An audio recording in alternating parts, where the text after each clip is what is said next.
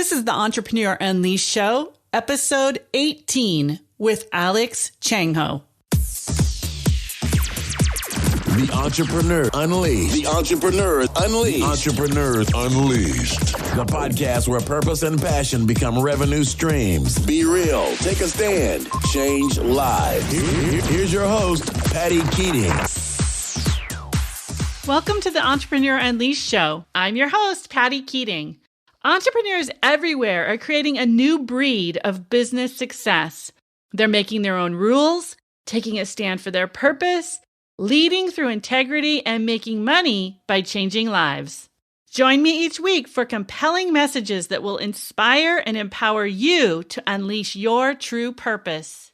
Would you like to turn your message into a signature system and monetize it with a program or product online?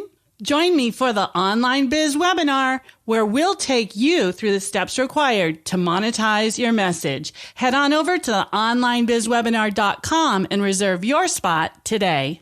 I am so happy to bring you today a friend of mine who I met in a mastermind group, and he is one smart man. His name is Alex Changho, and he helps entrepreneurs fill their business with clients. He specializes in martial arts, and he has a program called Enrollment Dojo.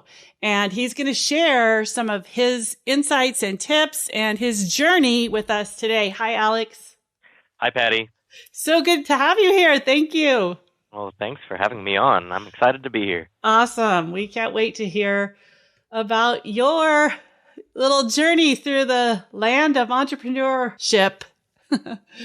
So tell us a little bit just about your business and introduce yourself to the listeners. Well, fantastic. Well, I have the honor and the privilege of being able to help people that are in the martial arts business, the martial arts industry niche, mainly to grow their schools, but especially in streamlining their schools. Because as anyone that's in small business knows, it can be quite challenging when they're trying to wear all the different hats. In many small businesses, but especially as I've found in the martial arts niche, most people that are getting into this business, they're not business people. They love what they do. They love the martial arts. Many of them, like I've been doing it for 22 years, and there are lots of men and women that are doing the exact same thing. They say, you know what, I love this. I make an impact on my community. I know how much the martial arts has made an impact on my life. I would like, in turn, to be able to share that with other people in my community. And the challenge, perhaps, is that a lot of the inherent nature of the martial arts and the way that it had been taught for many, many years wasn't necessarily designed to be taught in a business format. And so I get to help men and women first, oftentimes grow their schools, but oftentimes be able to streamline it so that they're not working as hard, but they're still making the same impact as well as making a great income doing it. Oh, nice. So I'm curious what inspired you to start this? Well, I ran a martial arts school for about 11 years. In fact, it's running a karate school is actually the only job I had, except for one. I got to work at the library at my university for about a semester, essentially getting paid to do my homework. But I knew from the time I was about 12 years old that I would always be teaching martial arts. It was a part of my life, and I decided to get into the martial arts business right after college. I partnered with my instructor. So we were business partners for about 10, 11 years.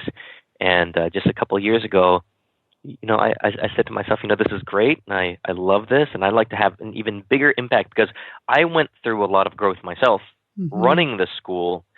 And I went from being totally overwhelmed to being able to run my school almost essentially part-time. I was doing it 32 hours a week. We were making great money. And I looked around and I saw other people doing the exact same job as I did, doing one of two things. Oftentimes they were, making good money, but they were working all the time, like 55 hours a week running their business. Or even worse, some of them were working either part-time or as much or more than I did and struggling just because they weren't leveraging certain tactics and techniques as well.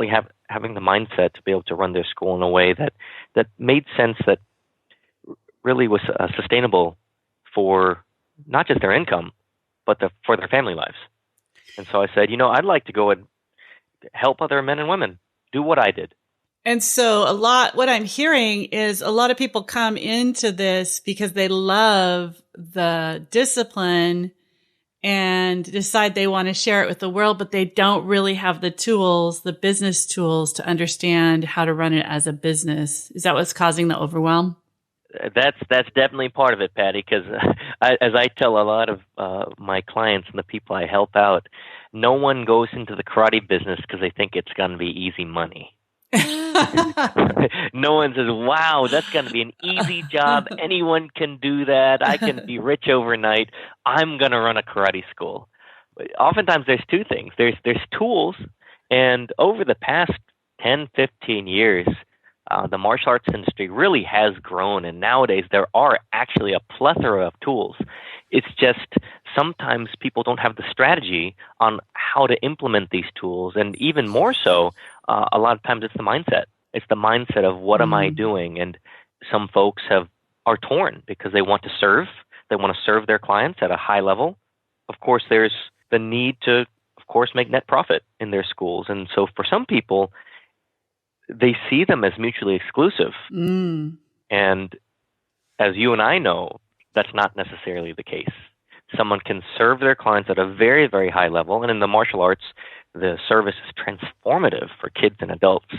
And at the same time, they can make money and they can make a great income for the people that they support. And is that one of the big things, Alex, that they're bumping into, that you're witnessing? They have a conflict between being of service and making money? Absolutely. Absolutely, because inherently in the martial arts, if you look at any kung fu movie or martial arts movie, I mean, think of the Karate Kid and Mr. Miyagi.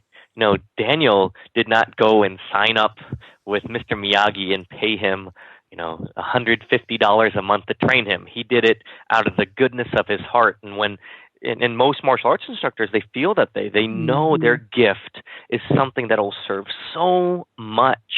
They even feel a little guilty about charging money for it because they know how impactful it is. It's that shift in their mind to recognize, yes, this is so impactful, and that's what gives it value. And when people are able to invest in themselves and take a great martial arts course, and in fact, most martial arts schools are pretty great in terms of their service delivery. It's just the shift in the mind of the owner to do both.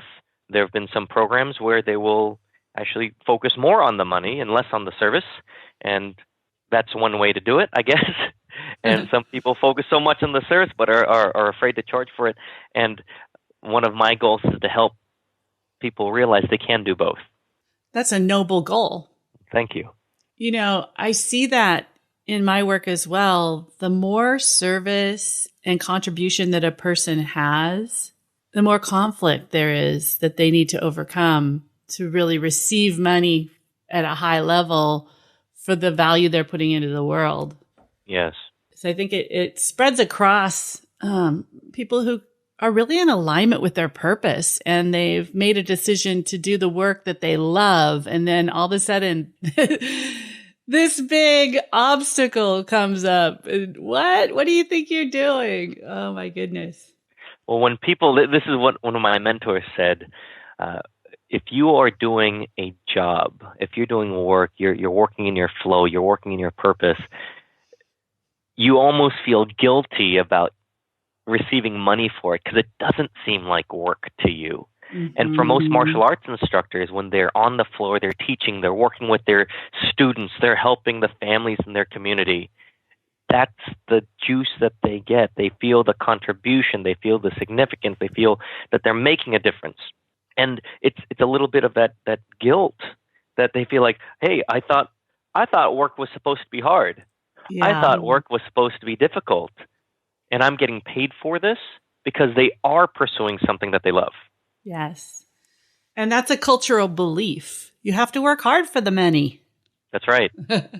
I mean, how many songs have they written about that, right? I know. I was about to burst into song, but then I decided to spare the audience. So tell me about the obstacles that showed up on your path, Alex. Well, what's so interesting, Patty, is a lot of them they're the same obstacles. Mm-hmm. You know, whatever challenges we have in their life, oftentimes they show up again, they're just at a higher level. And so when I get into my flow and I'm working with my clients and helping them design a strategy or streamlining their schedule so that we cut it by 20, 30% of service delivery, but they increase the level of their service by even more, by 50%, 60%, sometimes I myself would feel guilty about charging for it. But then I realize when you get these comments back or these testimonials saying that this is what's happened. I've been able to spend more time with my father over the past couple of months, and he passed away a few weeks ago, and it was so valuable to be able to have that time. So I wasn't at the Taekwondo school or the karate school. I got to spend that quality time. Or for people to say, my life is, I am making more money, so I can do these things to spend time with my kids or to make more money to send them to private school. Mm-hmm. That's that reward. And so the same challenges come up. And also, a lot of it is going to be mindset. And some people look for the tools. They say, well, what more do I need? I need more tools. I need this newsletter. I need this to be able to do this webinar. I need to have this marketing tool. I need a better procedure. And it's like going to Home Depot, right? You can go to Home Depot and you can go and you can buy a bunch of power tools, but that doesn't necessarily make you a carpenter. First you need a blueprint, but even more than the blueprint, you need to know how to build a home. And sometimes people think if they just have the tools that they can run a martial arts academy. Well, number one, they need to have the mindset of a martial arts professional. Number two, they need to have a strategy on when to implement the tools and where it's best to do that. And sometimes helping people realize that can be a little more challenging because it's so easy to sell someone tools. Hey, this product has gotten these people so many students. That's great. You should use this too. And that's wonderful, and it's true. But if you do it at the wrong time, if you use this newsletter, for example, at the wrong time or with the wrong plan, it won't be successful for them. So, Alex, give us an example of something that happened for you personally in your business and how you moved through that challenge. Well, one big thing that I first thought was, and admittedly, I was focused on tools. Let me use this tool. Let me sell the service of teaching how to use this tool. And the challenge was I'd have people subscribe to my service, and they wouldn't have success. And I looked at it and I said, well, what's going on? Because I've had success with this. These other people have had success with it. What's going on? And I questioned myself. I said, what's wrong with what you're doing? Are you not good enough? Are you not doing the right thing? But then I had other people having great results. So I had to say, well, it works. What's the difference? And that's when I was able to make the shift in my mind to be able to say, okay, it's not just the tools. I can't just to serve my clients the best. I can't just focus on do X, Y, and Z, do this tactical stuff. And in fact, it couldn't even just be strategic. Okay, here's the right time. We started working on their mindset first. We started focusing on what is your purpose? Who are you serving? Why are you here? And once they had that mental foundation, they were able to have success. So for me, realizing that the best way to serve my clients, since we're in the martial arts space, my own students, is not just to give them tools, not just to give them tactics, but to go ahead and cover all of that area. And it took a few months to be able to make that shift. So that obstacle really it pointed you to the path that was going to be of the greatest service for your students. That's right. Interesting how those obstacles work, isn't it? It sure is. What lesson did you learn as a result of that? Well, I learned this especially. I used to have a business partner, and it was someone that I had learned a lot of tools from myself.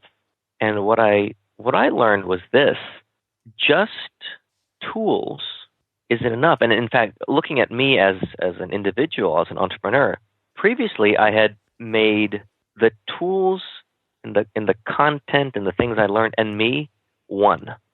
And so when I separated from my partner and focused on my solo act, I said to myself, well, who am I without these tools? Who am I without these techniques? Who am I without these things? And then I realized that's not what the product was. That's not the gift that I have. My gift was my ability to not just use the tools and teach the tools, but it was me. It was me and having the ability to help my clients, help my students to get even more from their business. And it was the relationship that I had. Because, for example, Patty, if you or I were both teaching the exact same thing, exact same content, exact same tools, in fact, we were even going to teach mindset, for example.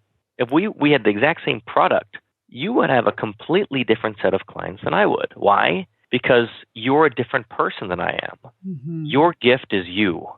It's not your product. It's not your service. My gift is me, and not my product and my service, because those would be the same. It's the transformation I'm able to give. Yes. The transformation you're able to give through being who you are. Exactly. I love that. We're going to put that in the show notes.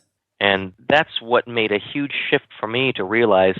I was reading a book about presenting, about speeches by a gentleman, I believe it by the name of Roger Ailes, and its title is "You Are the Message," and that really resonated with me because for every entrepreneur, it's actually in my belief that in today's economy, almost everyone is in the service business. I don't care if you sell things, if you sell cars, or if you're selling products, or you're selling things on eBay, or you're doing an actual service like laundry or coaching or whatnot.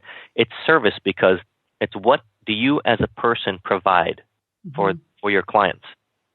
Because two people, let's say McDonald's, two people can go to two different McDonald's, and if the people at one, you may prefer to go to that one than another one because the people are nicer, because the people resonate with you better.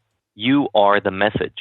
We, as entrepreneurs, are the service. We are the product. We make the difference for our clients. And that's so true. I will drive past two grocery stores with the exact same product. Let's say I'm out at half and half in the morning, which happened just like a week ago. I drove past two grocery stores to go to the grocery store where I know the people. Yes. Yes, that's totally true. I've done it myself too. It's a good thing for us to be aware of and make sure that we're focusing on those relationships and who are you in business. I love that. So let's talk about your business right now. What are you passionate about right now? I'm just passionate about helping people out and seeing the results.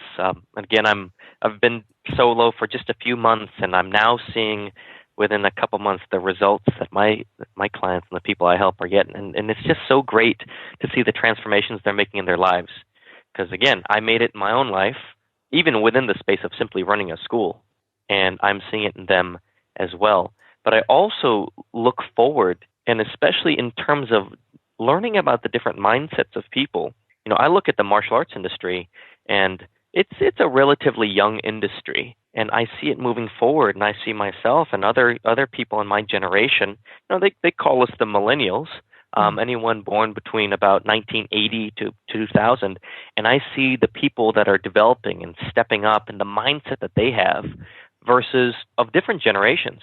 And I'm really passionate about seeing these young people step up and take their new ideals about service and about making money and how they are able to be reconciled together and to take the martial arts industry to a whole new level where it is taken, I'll just say this, it is taken seriously. Most parents, if their kid were to say, hey, I'd like to run a karate school when I grow up, right now, I think most parents are going to say, great, go ahead and get your degree so you have a backup plan. Right? The people don't say that. I want to be a doctor. Fantastic. Go for it. I want to be a karate instructor. Okay, well, make sure you get your accountant's degree just in case. And letting families and this next generation of kids see, wow, this is something that I can do, for parents to understand, wow, this is something my kid can do to make a difference, make an impact in the lives of the people in the community, as well as create a great income for the people that they support. So what's your vision for the next 3 to 5 years in your business? Well, that's really the big thing, is continuing to work and help create a movement within the martial arts industry of young people, and I shouldn't say young people, because it's not just people of a certain age, a certain birth year, but people of a certain mindset, people who are going out there to serve. Unfortunately, there are schools that, in every business industry, but there are individual businesses that perhaps have tainted the idea of what martial arts is going to be about. Either A, on one end of the spectrum, they were a great service, but they weren't able to keep their doors open, and so they closed. I've had students in the past, when I ran a school, be very wary of joining my school, my business, because they were afraid it was going to close. On the other end, there are examples of schools that do the opposite. They are all about money, and they don't service their clients. And as a result, people get upset.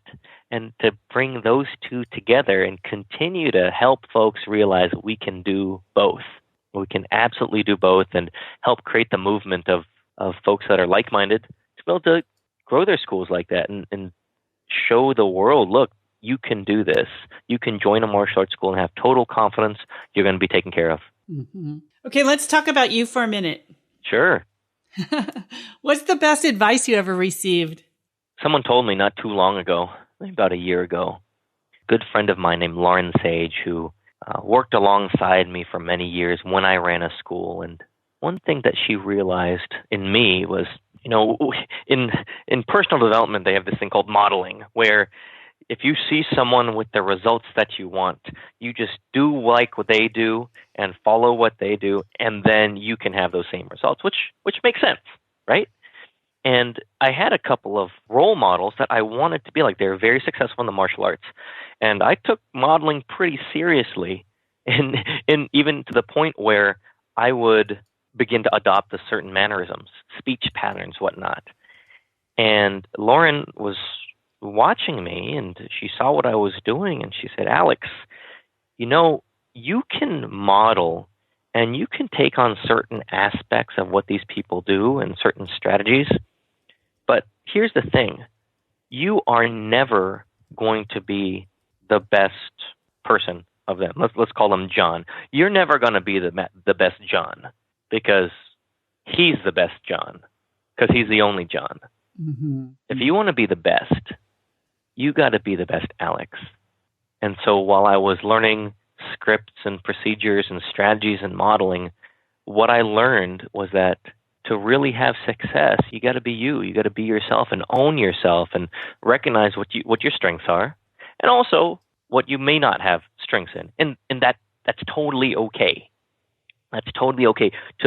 It might sound cliche, but be yourself. Be the best you can be. And if people don't like that, that's all right, because other people will. When I ran the martial arts school, my business, in terms of the students and the relationships, it went up by like 30% by doing one simple thing, which was to stop trying to be someone else and just be me, and be totally okay with that, and own myself, own my business, own my school. Not in the financial sense, but in the emotional sense that, yes, this is me. This is who I am. And you know what? If we're not a good fit, we're not a good fit. And she reminded me of this not too long ago, and she said this line. She said, what you have, other people can't, or what you have, you can't teach, because it's who you are. You can teach certain things, but you have to teach them not to be you. You have to teach them to be them. That's great advice. So as a result, what personal growth have you experienced? I'm a lot happier. That's good. One thing I'm known for very much, in almost any circle, in the circle that you and I run in, as well as some different circles, is when people, I know we're on a podcast right now, when people see me, they're going to be able to say, oh, he's an Asian guy. And I don't let people forget it. You know? No, you don't. when I was young, in fact, Patty, when I was young, I grew up in Kansas, and there were like 3 Asian people in like the whole community, and I was one of them. And it was very difficult for me being different. And today I own that, and it's obvious whenever if you ever meet me that I am who I am. And so that's just one example. I totally own who I am now. Yeah. I say, this is me. I'm unapologetically me, and without having to have any restrictions on what are people going to think of me, or how am I supposed to act. It's freeing. You have a lot of fun with who you are now. That's my observation.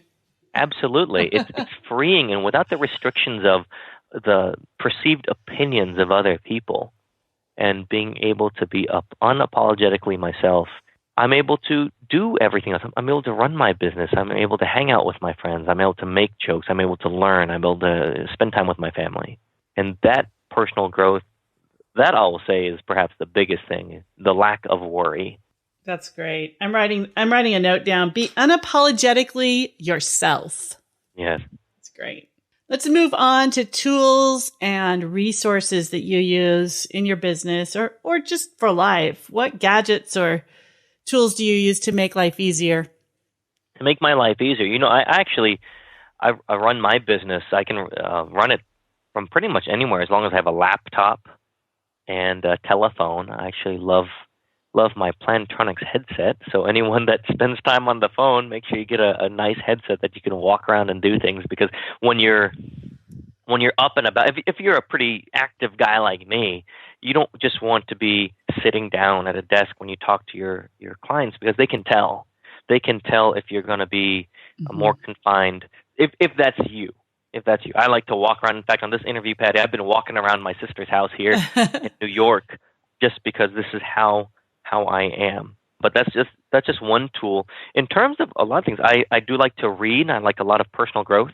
I attend different seminars and get to know great people, and I surround myself with like-minded people. And so we have conversations about some of the most interesting things. I don't watch the news. I don't keep up with CNN.